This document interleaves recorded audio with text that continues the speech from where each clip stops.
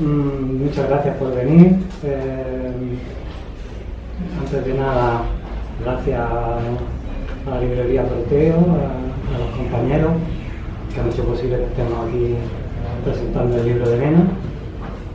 Voy a empezar, porque veo caras nuevas además, hablando muy poquito de Ediciones Fantasma, que es la editorial que tenemos en ello y que hemos editado este libro. Ediciones Fantasma empezamos hace mucho tiempo con un proyecto de autogestión y de activismo social, a partir de un grupo que tuvimos con él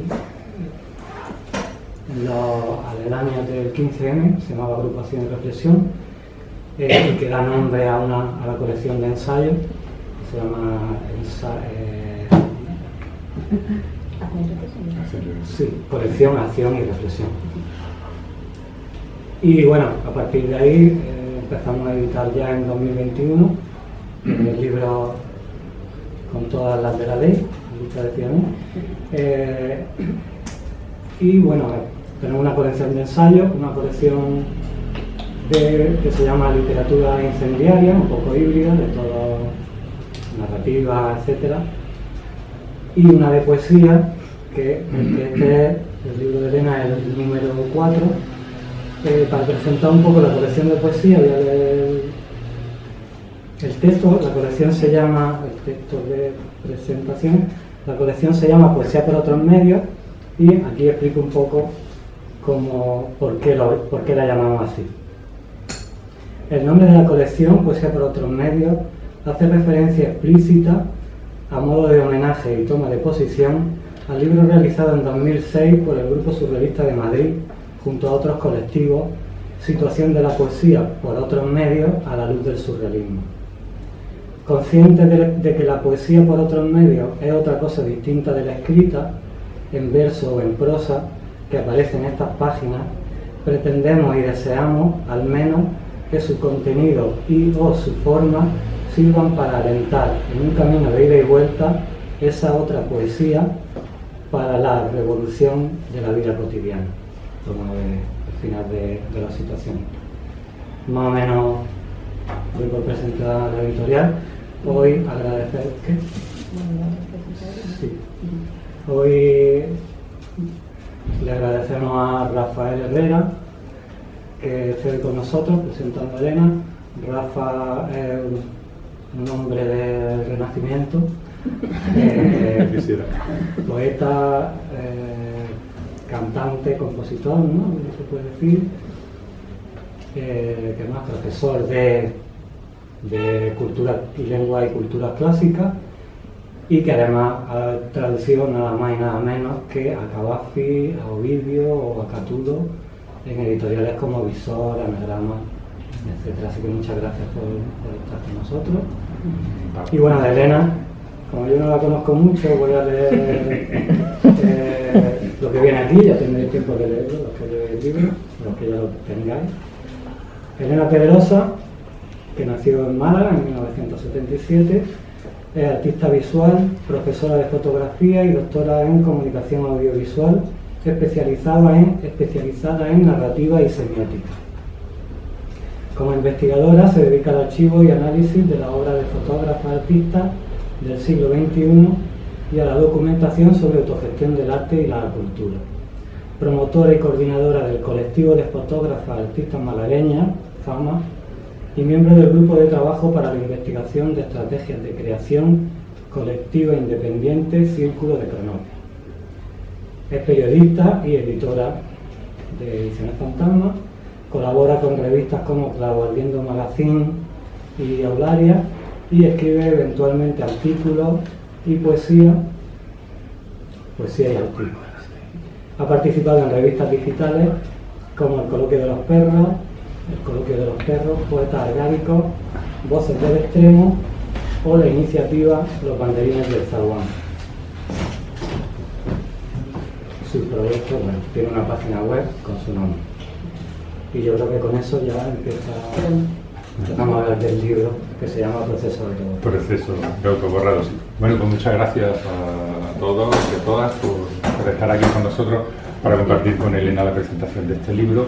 Aquí he dicho José algunas cosas de las que me gustan hacer, de las que me entretiene, pero yo me siento aquí sobre todo por seguidor y admirador de vuestra editorial, ¿vale? Que me parece muy interesante. Esa colección de ensayos que ha dicho que se llama Acción y Reflexión, me encanta que se llame Acción y Reflexión y no al revés, porque aunque nos suelen aconsejar que hay que reflexionar antes de actuar, lo primero es actuar y luego ya poquito a poco vamos viendo lo que estamos haciendo y si lo estamos haciendo bien o si lo estamos haciendo mal, y yo creo que es lo primero. De hecho, nosotros nos hemos conocido más actuando y en medios sociales, en medios libertarios, ¿no? Y en la faceta más del activismo, y luego hemos reflexionado sobre la poesía y hemos descubierto muchas más afinidades que lógicamente están interrelacionadas, ¿no?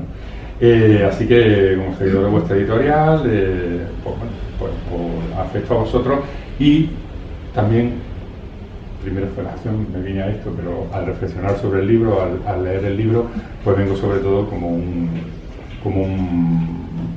gran admirador de este libro que me ha encantado leer y que me alegro mucho de tener la ocasión de celebrar contigo. Por varias razones, la poesía es acción sobre todo. Cuando esa poesía por otros medios, quizá que no es el escrito, aunque aquí lo tengamos escrito y editado además de una manera muy bonita, ¿no?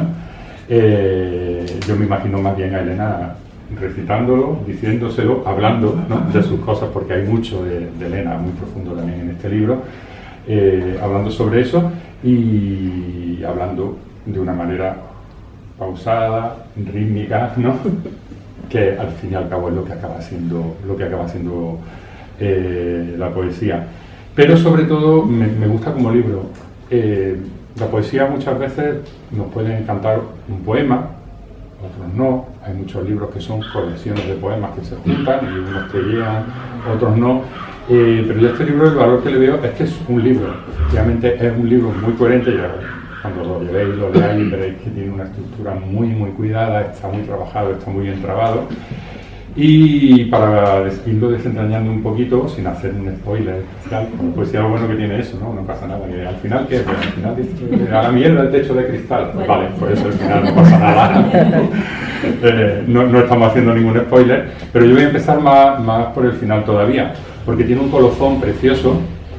Este es el colofón, ¿vale? De la fotografía, de la ilustración, nos podrá hablar Elena, que es otra de sus especialidades. Pero dice el colofón: proceso de autoborrado, cuarta referencia de la colección Poesía por otros medios, se terminó de imprimir en junio de 2024, 90 años después de la publicación de las reflexiones sobre las causas de la libertad y de la opresión social de Simone Weil. Y me encantó este colofón, ¿vale? Normalmente suelen referirse a Santoral, estamos en otros tiempos, o tenemos nuestros santos particulares como Simone Weil, ¿vale? Y me encantó porque además, al leerlo, pensé que hubiera sido un título, si se lo hubieras querido robar para el libro, precioso también, aunque el proceso de autoborrado es fantástico y hablaremos también de ese título, pero hubiera sido un título adecuado. ¿Te parece que sí? Me parece que sí, me parece que va muy bien. Además, como Rafa me había chivado ya un poquillo, bueno, primero dar las gracias, por supuesto, porque además veo a toda la gente querida, a gente que tiene que ver con mi familia, amistades, y estar aquí en mi Málaga hablando de mi libro y de cosas tan personales como es la poesía autorreferencial, porque esto son cosas que yo he vivido y he sentido. Hablaba Rafa de la acción, pues sí, vino la acción, y como yo tengo la madre que tengo y desde pequeñita mi manera de expresión ha sido soltar a través de lo escrito aquello que me estaba pasando por dentro, y soltarlo además de una manera así como un poco crística, como que no se note mucho, como que no se entienda bien lo que estoy diciendo, porque bueno, a veces me da vergüenza y otras veces como demasiado contrario al status quo para que la gente me siga queriendo. Pues tiene que ver con ese proceso de autoborrado, ¿no? Tiene que ver porque autoborrado es un proceso que yo llevo viviendo desde 2018 hasta 2021, que escribo este libro, en el que me encuentro mi centro de gravedad y me doy cuenta de la mujer que quiero seguir siendo y por qué camino. Y tiene que ver porque, bueno, aquí hablo de temas que tienen que ver con mi vivencia personal. Concretamente, bueno, le puedo ir introduciendo si te parece bien. Hemos empezado por el final, porque Proceso de autoborrado es el título de un poemario largo con versos cortos que describe cómo yo me he sentido tras las medidas coactivas que se han ido desarrollando en todos los estados y en este en particular ante la situación del COVID-19. Yo llevo muchísimos años investigando y practicando un paradigma de salud distinto al que nos han impuesto y bueno, pues también como persona que estaba exenta por ley según el BOE, de uso de mascarilla por tener problemas respiratorios. Sin embargo, he tenido que estar aguantando que cuando salía a la calle me chillaban, me increpaban y me trataban bastante mal, ¿no? Entonces, esas y otras situaciones me han hecho repetir la sensación de estar acosada, en este caso socialmente, que yo ya había vivido en Almería cuando me vine hacia Málaga. Yo sufrí un acoso laboral y precisamente después de vivir ese acoso social me di cuenta de que al final todos los acosos son lo mismo y una persona se siente igual de oprimida, ¿no? Entonces, esas reflexiones sobre la libertad y la opresión social de la que habla Simone Weil son la base, entiendo, y precisamente Simone Weil es una filósofa totalmente actual, aunque esto lo escribiera, esta obra la escribiera en 1934, porque todo lo que ella estuvo reflexionando tiene que ver con lo que está ocurriendo ahora mismo. Porque precisamente tiene en su base el capitalismo, la sociedad jerárquica en la que vivimos, la sociedad de especialistas en la que vivimos, que realmente ha anulado esa capacidad que tenemos de pararnos a compartir, a pensar, a hablar, estar en un lado y en otro. Y precisamente tiene que ver también mucho con el colofón, ese estar en un lado y en otro. Esta imagen, que pertenece a un viaje que hice con una amiga a la que quiero mucho, a Edimburgo, curiosamente perdí todas las fotos de ese viaje, excepto esta. Además la tengo impresa en casa. Y dice la frase, en algunos países anglosajones, cuando estás en el paso de peatones, te dice, mira a ambos lados, ¿no? Por una parte es curioso que te tengan que decir a dónde tienes que mirar, ¿no? Decía Tania Gálvez en su libro Maternidad y Crianza, que te tengan que decir cómo tienes que cuidar a tu hijo, que te tengan que decir cuándo le tienes que dar mamá, que te tengan que decir cómo lo tienes que abrazar. Nos parece increíble, ¿no? Porque eso debería de ser, hablaba antes con mi tía, un conocimiento innato, no nada que nos tengamos que aprender intelectualmente, ¿no? Pues ese mira a ambos lados, por una parte, habla de ese tener que decirnos lo que tenemos que hacer, pero habla también de que tenemos que mirar a ambos lados. Yo la investigación que hago sobre las maneras de estar en el mundo parte también del antidesarrollismo, de un área del ecologismo, y creo que somos un ecosistema. Y los ecosistemas no pueden ser monocultivos. El monocultivo es lo que está matando la vida. Si acabamos siendo todos iguales, hacemos todos exactamente lo mismo, al final los bichitos que dicen que son malos son los que prevalecen y hacen que estemos vivos. Entonces, pues, esas son las cuestiones que empiezo a reflexionar un poco en esta parte y en esta otra parte. Entonces, sí, este proceso de autoborrado, por una parte, es un arriesgarme. Cuando yo empiezo a publicar en las historias de Facebook, uno a uno, esos versos cortitos que forman parte, bueno, cortitos algunos, otros muy largos, digo cortitos porque son estrechos, de proceso de autoborrado, es como, bueno, pues ya está, esto es lo que yo soy, esto es lo que yo vivo, esto es lo que yo hago, me autoinmolo, me voy a autoborrar, porque habrá gente que no quiera volver a hablar conmigo, habrá gente que piense que soy un bicho, habrá gente que piense que soy un insolidario, y bueno, pues esto es lo que yo quiero expresar por si alguien quiere rascar un poquito y ver que siempre hay términos medios y siempre hay algunos aspectos en las grietas que es interesante que investiguemos, ¿no? Y por otra parte se llama proceso de autoborrado también porque en esas condiciones de la opresión social y de la libertad de la que habla Simone Weil está un capitalismo que nos ha llevado a querer estar cada vez más arriba, cada vez más arriba, cada vez más arriba y a no darnos una situación de calma en nuestras vidas nunca. Y precisamente ahí está la competitividad y la rivalidad que hace que pueda existir un momento en el que una compañera decide que te tiene que pisar para subir arriba, ¿no? Por ejemplo. Y por otra parte, yo darme cuenta también en mi propia vivencia y experiencia de que de tanto intentar no me estoy dedicando a mí, a mi cuerpo, a mi pareja, a mi familia, ¿vale? A mi salud y que bueno, que quizás autoborrándome de ese candelero en el que se supone que tengo que estar como fotógrafa, como artista, como pensadora, pues igual consigo volver a ser la que era y consigo estar en mi centro, que como también dice Simone Weil, que de mística sabía bastante, aparte de filosofía y de política. Ella estuvo precisamente aquí en la Revolución Española, en la Guerra Civil, pues tenemos que buscar también nuestro centro y saber que tenemos que estar en el espíritu y no solo en el pensamiento. Claro. Ese autoborrado, ¿no? Hablábamos el otro día que es más bien como una al final una autoafirmación, ¿no? Estamos más bien acotando, estamos dejando espacio libre. El proceso a mí me recordó también lo de un procesador de textos, ¿no? Que estamos muy familiarizados, que utilizamos tanto y que realmente permite borrar y volver a escribir con mucha más facilidad, ¿no? Que cuando escribíamos a mano, que lo estábamos tachando, que también tenía su encanto, pero se practica menos, ¿no? Pero bueno, ya he explicado más o menos ese autoborrado. Yo por seguir asediando el libro poquito a poco, un poquito en el extremo final y un poquito en el extremo principio, tiene una portada que me parece muy poderosa, muy potente y muy elocuente de lo que el libro quiere decir y de lo que es el proceso de autoborrado, y que además, como no podía ser de otra manera, una fotografía tuya, ¿no? Si nos quieres contar algo de ella, que tiene una historia interesante también detrás, ¿no? Es un autorretrato que forma parte de una serie de, bueno, hay una serie de autorretratos, una serie de paisajes y una serie de bodegones, que son otro autoborrado personal también de bastante más años atrás, ¿no? Y precisamente aquí pues estaba explorando ese cuerpo que había perdido después de estar tanto en la mente, algo que nos pasa por otra parte mucho a las mujeres, ¿no? Nos han dicho que tenemos que estar arriba para ser igual a alguien, o para ser igual a algo en un sistema que a lo mejor no tiene sentido, que ni los hombres ni las mujeres estemos llegando a donde estamos, porque no tiene mucho sentido, pero bueno. Y entonces estamos nada más en el pensamiento, y yo me di cuenta que estaba muy desconectada de mi cuerpo. Me di cuenta, y me sucedió además después de la situación de acoso laboral, que pues fijaros cómo es la fisiología, ¿no?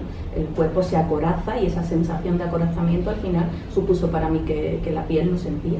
Entonces al final estuve haciendo unos ejercicios de arteterapia dentro de lo que era el proceso, porque todo lo vivido es un proceso que al final se teje y se entreteje y se mezcla.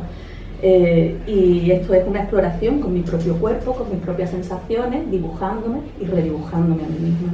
Y precisamente al editar las imágenes, cuando estuve trabajando con la luz, pues al bajar la luz me di cuenta de que justo cortaba por la mitad y quedaba bajo la sombra, ¿no? Entonces pues también estuve reflexionando, porque yo, dentro de mi formación como arteterapeuta y trabajando precisamente con la fotografía como terapia y con las letras, me he dado cuenta de que ocurre también todo lo que sueltas afuera. Por eso este libro también es una catarsis. Al final te dice cosas que tú no conocías, que tú no sabías realmente de lo que te estaba pasando, y me di cuenta de eso, de cómo me borraba a mí misma, de cómo me estaba borrando. Y coincido con la conversación que tuve con Rafa y con Maggie el otro día, que puede que este autoborrado hacia afuera suponga una autoafirmación mía hacia adentro. Muy bien, pues bueno, te afirmas sobre todo a través de los poemas, ¿no?, que tenemos aquí, y creo que lo más interesante es que vayamos oyendo, que vayamos escuchando algunos de ellos, ¿no? Yo empezaría quizás por seguir de atrás adelante con ese final que ya he desvelado, un spoiler terrible, diciendo, ¿no?, última página, a la mierda del techo de cristal, que a todos nos va a remitir evidentemente al feminismo y a tu condición como mujer, desde la que también está escribiendo evidentemente, aparte de otros medios de opresión social, ¿no?, que podemos sufrir. Y del último poema nos podemos ir al primero, donde están las mujeres también, que se llama Las mujeres que pisan, o las mujeres que me pisan. Y no sé si quieres leerlo tú, para que escuchemos un poco. Me gusta mucho ese contraste entre poemas muy breves y poemas muy extensos, entre versos muy breves y versos de más volumen, digamos, que tienen una métrica muy clara, que yo sé que no hay una voluntad métrica evidentemente consciente, ¿no?, lo hemos hablado también, pero sin embargo se escucha, ¿no? Yo soy un friki de eso, estaba leyendo y estaba leyendo versos de factura muy clásica, ¿no?, junto a otros más libres, pero siempre con un ritmo que, bueno, lo voy a escuchar en su voz, ¿no? Ahí hablábamos que la poesía tiene también como una música, ¿no? A mí me viene la lectura de poesía, pero me viene también la tradición musical, la música. Mi hermana es soprano, mi padre le ha gustado desde siempre la música, y quizás eso lo llevo también aquí, y es de donde sale. No puede ser de otra manera. Las mujeres que me pisan. Los pasillos de las galerías, del hospital o del claustro. Los pasillos de la cotidianeidad que aplastan. La inercia de correr de puntillas como las bailarinas, en el danzar continuo de la niña eterna. Sacrificio en danza, carrera de obstáculos, la escalada y la cuerda, los zapatos rojos del cuento. La luz angelical de la sonrisa, la luz de la ilusión de la mirada, las luces de flash, el relampagueo del alma, la muerte de Ícaro. mi luz que no se apaga. La oscuridad tóxica del mundo tóxico, las mujeres que pisan con tacones de aguja y sonrisa de hiena. La luz de las pantallas, el parpadeo de vida de una metáfora o de una libélula. Correr por los pasillos huyendo de las hienas o persiguiendo la luz artificial de los fluorescentes de los los pasillos de las galerías, del hospital o del claustro. Pues sí, pues ahí tienes versos, ¿no? Como la luz angelical de la sonrisa, la luz de la ilusión de la mirada, que son en decasílabos perfectos, clarísimos y que bueno, que nos están remitiendo a una tradición, aunque no sea realmente buscado consciente, pero que nos está siempre marcando y nos está siempre haciendo, ¿no? Y nos está marcando los caminos de la poesía. Del principio y del final del libro yo me iría justo al centro, que como digo, es un libro muy bien construido. Si queréis podemos ver ahora un poco la estructura, pero obviamente al leerlo y al ver cómo están ordenados los poemas, hay un trabajo ahí muy consciente, como solían hacer los autores clásicos también. Y yo quería leer este poema, fue el primero que pensé al leer el libro, porque está construido de una manera muy equilibrada, que espero que se escuche también al ser leído en voz alta. La disposición estrófica, la forma, ¿no? Visual también es muy clara, y que precisamente está justo en el medio del libro, ¿vale? Suele ocurrir en los libros bien trabajados que el poema central es realmente central, y es un poema que da muchas claves de interpretación, ¿no? de lo que tenemos en el libro. Este poema se llama Hoy la vida es vértigo, y dice: como se va apagando la tarde, la esperanza, el valor, la poesía, las ganas, como se va nublando el cielo de este febrero del sur, del este, que parecía primavera y ahora es otoño, de la misma manera que el eco de los recuerdos de risas, de luz, de fuerza, o el aturdido sentido del olfato, del gusto o el tacto, de la misma manera sorda en que mi oído, un constante zumbido en voz baja, se niega a verme, se olvida de la conciencia de mí misma y me borra la estabilidad, como se van desdibujando las acuarelas que nunca aprendí a pintar, el pigmento, la identidad, la palabra segura y contundente. Y es muy contundente el poema, y tenemos ahí un poco el autoborrado. No sé si más o menos conscientemente, si nos quiere hablar un poco de la estructura del libro, de cómo... Porque es de las cosas que digo que me han sorprendido más. He visto un libro muy coherente, ¿no? muy cohesionado. Sí, al final un poco mi manera de funcionar en la vida es así, y en el arte también, ¿no? Y por eso se llama proceso. Cuando yo voy necesitando utilizar las herramientas que tengo, como es la escritura o como es la fotografía, para expresar algo que en ese momento me quema dentro y tengo que sacarlo afuera, pues lo hago normalmente de manera instintiva. Voy a explorar, voy a soltar, voy a escribir, me tiro más de escritura automática, luego igual sí que perfilo un poco, pero no mucho, y con la fotografía igual, ¿no? Igual me encuentro una serie de imágenes que de repente he hecho, y luego cuando me paro a mirarlas es cuando me doy cuenta, ¿no? de lo que había ahí. Y estos versos fueron surgiendo, ya te digo, en esa época, 2018-2019, primer poemario, porque en principio eran 2 poemarios separados, que luego pues nos dimos cuenta, y con ayuda de José también como editor, de que, como tú bien dices, finalmente era un libro y encajaba, ¿no? Primera parte del poemario del libro se llama El olor de la mudanza, ¿no? Y curiosamente Inés Mendoza, la compañera que ha hecho el prólogo del libro, del Grupo Surrealista de Madrid, ella al leer el libro como que le dio una lectura como que todo iba hablando de lo mismo, ¿no? Y yo no había pensado en eso, pero cuando me puse a leer, y ahora que tú me dices esto, como que también, ¿no? Ese olor de la mudanza puede interpretarse también como que te vas dando cuenta del cambio que viene, ¿no? Y aquí está hablando de una mudanza real, que es la mudanza de Almería a Málaga, pero también de una mudanza de vida, de algo que a lo mejor estaba intuyendo, ¿no? Y los primeros versos pues hablan de situaciones de eso, de vértigo, de estar en el cielo gris, de no saber muy bien qué está pasando, ¿no? Y realmente la segunda parte del libro sucedió eso en la realidad, ¿no? Fue una mudanza de vida, fue una nueva normalidad, fue un qué está pasando con el mundo, con la vida, con mi familia, con lo que yo tenía antes, ¿no? Y sí, la sensación de vértigo, de también estar en esa situación de vulnerabilidad, ¿no?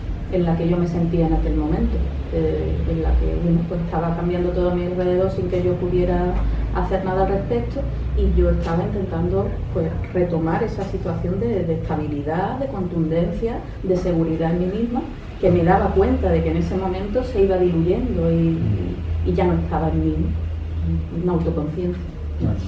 Bueno, y algo que tiene la poesía que es que cuando funciona, tiene siempre una parte biográfica, autorreferencial, como puede ser tu libro, pero que trasciende eso.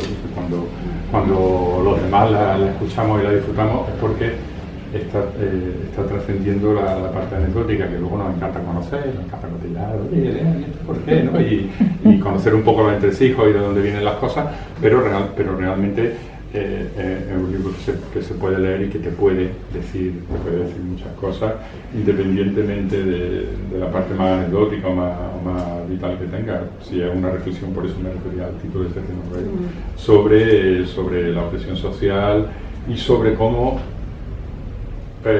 reaccionamos contra ella, porque desde luego hay acción, hay una acción, una rebeldía política que compartimos, pero dicha con una serenidad que por lo menos a mí me resulta muy amable de leer. Cuando me refería también a la estructura, ha nombrado el prólogo de Inés Mendoza, que está maravillosamente escrito también y es muy útil y da muchas claves, ¿no? Para leer el libro. Es mejor leerlo después, como siempre, los prólogos, ¿vale? Pero sí da algunas claves interesantes, sobre todo en esta primera parte de la mudanza, que está dividido en 3 actos, como si fuera pues una obra de teatro. Ella explica un poco cómo van avanzando, y a mí me han recordado más bien a los 3 movimientos de un concierto, por ejemplo, porque realmente tiene una parte de presentación y de puesta, que suele ser el primer movimiento, un segundo movimiento más pausado, como es mucho más reposado ese segundo acto, lo destaca también, ¿no? Y luego uno tercero con mucha más rabia y más fuerza, ¿no? Hasta que llegamos a ese final fuerte. Es un libro, otra virtud que yo le veo, bueno, normalmente en las presentaciones venimos a decir elogios, que sean elogios con fundamento, ¿no? Es que tiene muchos registros diferentes. Ya me referí, por ejemplo, a esa variedad métrica, a los versos cortos de este último poemario, a los versos de factura más clásica, a tu pesar, si quieres, pero los tiene en la primera parte, ¿no? Pero también de registro, ¿no? Hay algunos mitos clásicos, por ejemplo, que siempre me llaman la atención, el mito de Ícaro, todo eso que se repite en algunos momentos, pero luego hay registros que se salen casi del registro habitual de la poesía, quizás sea esa la poesía por otros medios que buscáis, ¿no? Pero que a mí me llama la atención, porque te quería preguntar un poco para que nos contaras por esa parte un poco de la militancia y de lo que estás queriendo decir con ello. Es un lenguaje casi como, nos remite más a una parte académica, a la parte del ensayo, muy concentrado, muy delimitado, como suele ser la poesía, y a ver si lo encuentro, porque me encuentro ahora mismo la página que era, tengo apuntado por aquí, sí, la página 81, que es un poema bibliográfico casi, ¿no? Entonces, me hubiera gustado poder hablarte de autopoiesis, de Simone Weil, Cacilda Rodríguez, Lin Manuel. Pero tú solo escucharás Simone de Beauvoir, Alexandra Kollontai, Kamala Harris. ¿Qué nos quieres decir con una y otra? Si no es desvelar mucho y si no hay mucho spoiler. No, forma parte, ¿no? de ese proceso que he ido viviendo, porque tanto allí en Almería como aquí, pues medio relacionando con distintos, yo siempre tiendo, pues, dentro de la militancia, a formar colectivos, a estar en colectivos, ¿no? Y claro, a colectivos de mujeres, y yo necesitaba estar con mujeres después de haber sido acosada por mujeres. Es como que de alguna manera quería reconciliarme con esa femineidad y luego buscar en formas de ser y de hacer de la mujer que yo había estado experimentando con otros colectivos y con otras lecturas como Simone Weil, Casilda Rodríguez y Margulis. No sé si conocéis la anécdota de que Simone Weil y Simone de Beauvoir estudiaron juntas y que tuvieron ahí una discusión y le dijo Simone Weil a Simone de Beauvoir, dice, ¿cómo se nota que tú no has pasado hambre? Entonces ahí es como ese poner en el centro o en ese tomar partido, ¿no? Acerca de que hoy en día nos dicen que es que si eres mujer es feminista y que si no eres feminista es que eres machista, y resulta que es que no es así, porque ahí hay una serie de ideologías impregnadas que hablan precisamente de la lucha de clases y tendríamos que rascar en la historia y viendo cómo se han ido construyendo las cosas, porque si hablamos de feminismo, que es un ismo, que es una ideología, igual que puede ser el anarquismo y cualquier ismo, viene de las sufragistas, de una serie de mujeres burguesas que querían unas cosas en concreto y que nos han trazado este mapa de tienes que llegar a romper ese techo de cristal que los hombres y la sociedad patriarcal han puesto. En el anarquismo desde siempre ha estado la lucha antipatriarcal y tiene otros tintes. Está la mujer, la misma Simone Weil, estaba en la guerra, estaba en las fábricas y estudiaba y era profesora. Entonces es como que al final esa sociedad como muy medida de quién tiene el poder o no lo tiene, pues lo que no. Y claro, cuando yo intento hablar esto en distintos foros, en distintos ámbitos y con distintas compañeras, pues al final cada uno tiende a lo que ha leído, a lo que se ha forjado en su cabeza y a lo que ha creado, ¿no? Y pues muchas están en estas estructuras. Algunas conocen los libros y han leído los libros de Simone de Beauvoir, otras de la lucha de Alessandra Kollontai y su tinte más político, y bueno, Kamala Harris, que está a la orden del día hoy en día, ¿no? Algunas solo conocen a Kamala Harris, las demás no la conocen, ¿no? Entonces al final es un poco eso, ¿no? de decir, bueno, pues igual si leemos a Lynn Margulis, que por cierto, en homenaje a Paco Puche, que tanto tuvo está ahí, ¿no? La simbiosis, fijaros, la simbiosis es una tendencia universal en el mundo de la vida. Es un libro que escribió Paco Puche, que tiene mucho que ver con la librería Proteo y que desapareció hace unos años y a quien todos quisimos mucho por su forma de estar en la vida, su lucha y su investigación.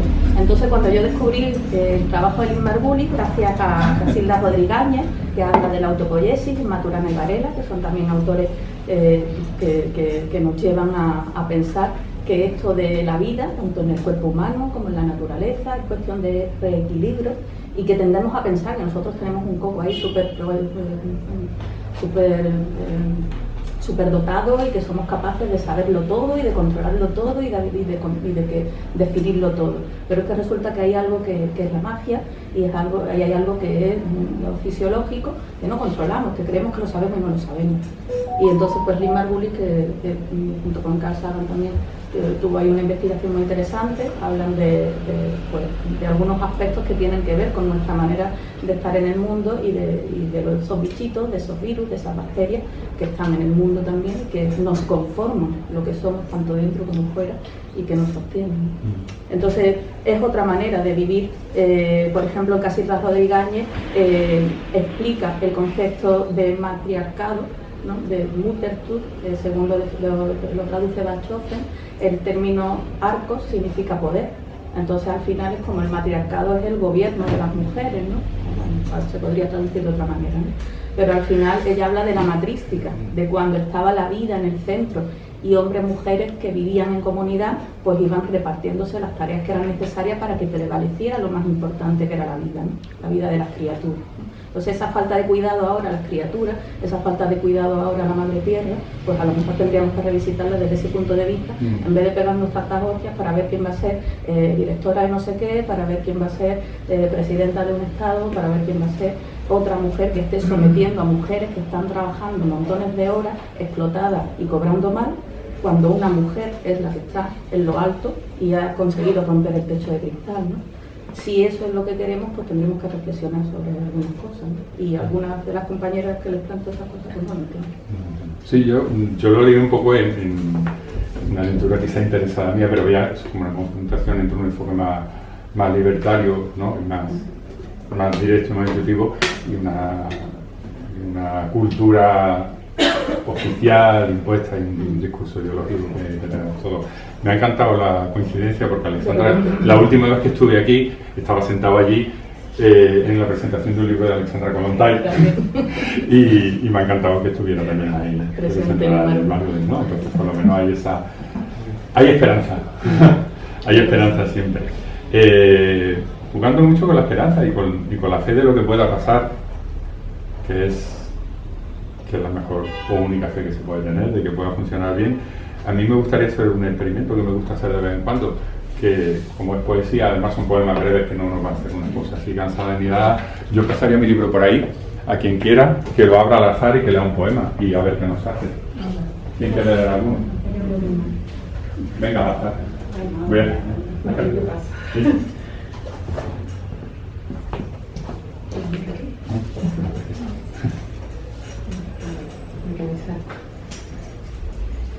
En silencio. En silencio los que vivimos en silencio. Y sonreímos hacia afuera. Y blanqueamos la fachada. Para que nadie vea. Para que nadie sepa. Para que nadie diga. En silencio. Los que guardamos compostura. Los que respetamos y empatizamos. Los de la vergüenza. Esos tímidos enfermizos que tenemos en común tantos sueños imposibles. En silencio, los que sentimos el silencio, como golpes de vacío en las entrañas. Los que nunca nos quejamos, los que siempre tenemos la sonrisa dispuesta para todo. Algún día, siempre y necesariamente, nos miramos, nos agarramos de las manos o de la mirada y gritamos. Algún día gritamos. Muchas gracias. Pues parece que por acá ha salido muy acertado, ¿no? Es un libro que parece que está escrito, porque digo que es un libro muy sereno, que es la impresión que a mí me ha dado, como, bueno, con una actitud muy tranquila ante unas situaciones más o menos tremendas, más o menos opresivas, pero sin ningún victimismo, que eso siempre es de agradecer, con mucha dignidad, naturalmente, y al final quitamos, ¿no? Al final quitamos. ¿Leemos alguno más? ¿Qué os parece? ¿Qué hacemos? Sí, bueno, si quieres comentar algo sobre este programa, por supuesto, sí, sí. Justo el otro día presentamos el libro en Almería con dos compañeros poetas, Antonio Luis Guillén y Germán Guirado, y justamente Germán Guirado le había llamado la atención ese poema y le pidió que lo leyera Elena. Y bueno, ya no sé si contaste algo más.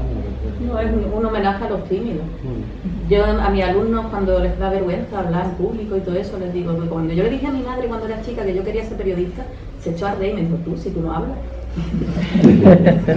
Entonces, pues eso, al final siempre está la esperanza. Mira que la ha leído Isa, que ha sido la única que no ha sido tímida. Pasa el libro por ahí, para hacer el libro por ahí. Aquí estoy. ¿Sí?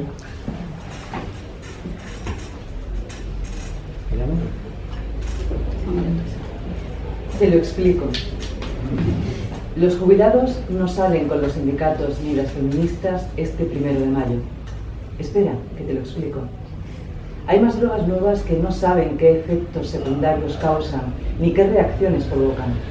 Espera, que te lo explico. Hay un programa en La Sexta que hace seguimiento, que está tachado, de la policía. Espera, que te lo explico. ¡Zas! Guantazo en la boca. ¿Te lo explico? Esto podría decirse un poema femenino, aunque yo no me defino nunca. Y esto, tú hablabas antes, ¿no? de la forma, de una mística más clásica, al final esto pues lo copio un poco de otra fuente de la Acevedo, de la vanguardia, de la poesía visual, ¿no? Y ahí pues me gustaba decir, porque hay programas que son como muy tendenciosos, ¿no? Y aquí pues también hago una reflexión personal desde el periodismo, que yo he estudiado y he practicado, ¿no? Y es como que cuando hablas con la gente, al final la gente repite los mismos discursos que dice la televisión una y otra vez, ¿no? Y también está aquí un poco en ese poema que hemos leído antes, en otro que hay que sí que me gustaría leer, que lea, por favor, lea, ¿no? Entonces al final dices, oye, Si tú ves ese programa que es siempre igual, que siempre va a desmontar la historia de alguien que no sé qué, que no sé cuánto, de una gente que cultiva huevos naturales, de una gente que no sé qué, no sé cuánto, de algo que es bueno, pero que ellos van a sacar por qué es malo y por qué tú no tienes que, ¿no?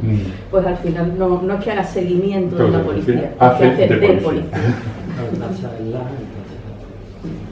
Lleva un poco por ahí. Sí. No sé, más cosas, no.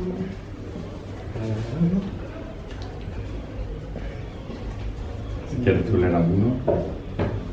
¿Leo yo? ¿Luego lees tú eso? Porque va... No, pero no leo de todo. Yo sí que quería leer porque, no sé, me sienta bien.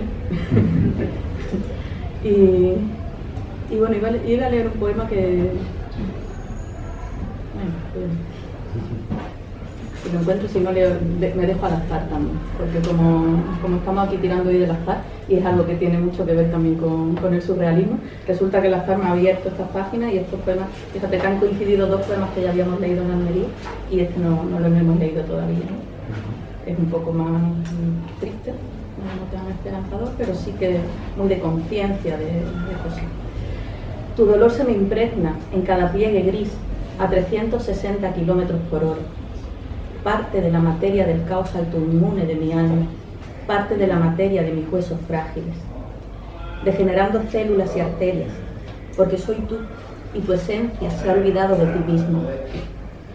Mi autoborrado parte de tu inercia de apoptosis programada, desbordando la presión por encima de 120 hectopascales, osteoporosis emocional, hipertensión o disnea, el trayecto lineal del sismógrafo que no late y que nunca miente. El bocado se atraganta, el óleo se diluye entre mentira y se me derrite tu autoabandono por dentro. Tu ceguera se acumula en decibelios de gritos de impotencia en mi estómago, como gritos de gaviotas confinadas en un cielo congelado de plastinieve eterna. Y vuelvo a dormir, y vuelvo a huir, y me envuelvo. Desprendimiento del mundo en la retina.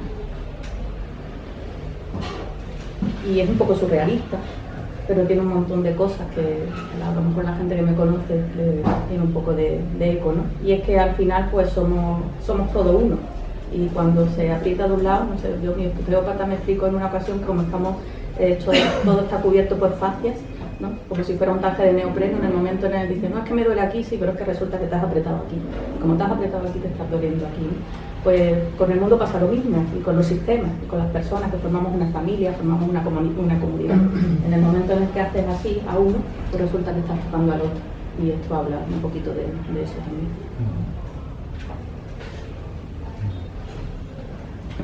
Sí. Bueno, yo traía un texto que nos ha cedido, como hablaba antes, uno de los presentadores en Almería, Antonio Luis Guillén, que es autor de uno de nuestros libros también, Las noches campesinas que perdiste. Y pensaba leerlo completo, pero yo creo que ya con lo que habéis dicho está todo dicho. Él se iba a ocupar más del tema social, de cómo se vivió, de cómo vivió Elena, de cómo vivió él la pandemia, con referencias personales, que él además es médico. Y investigó un poco, aparte de lo que ella sabe, y mete alguna cita, por cierto que cita ese poema, justamente. Pero la parte final es más personal y tiene más que ver con la afinidad suya, ¿no? Con lo que hemos ido viviendo y con la poesía que vivimos, ¿no? Con la poesía por otros medios. No es para terminar, aunque sea muy así, podéis seguir después. Repito, de Antonio Luis Guillén. Hay pocos poetas que viven lo que escriben, y muchos menos escriben en la cueva del tabú. Sin premio, silencio sonoro y borrado.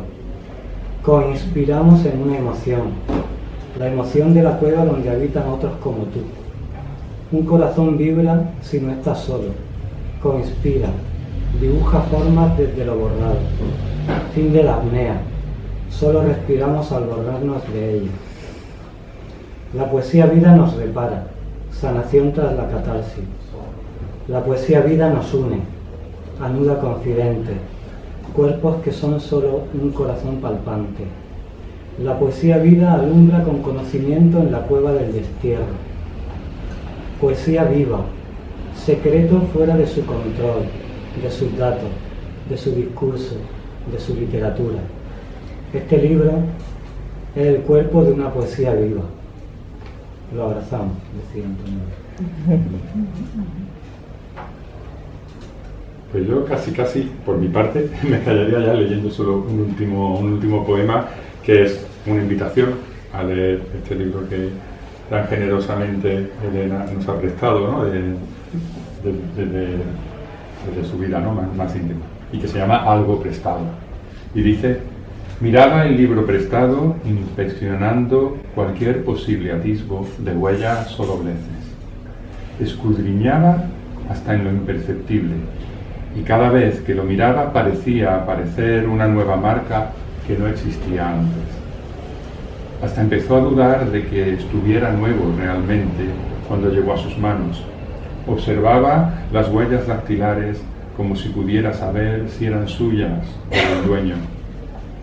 En unos días también revisará el hogar que habitó por 5 años y sentirá la misma inquietud miedosa que causa la responsabilidad y el pudor de la culpa.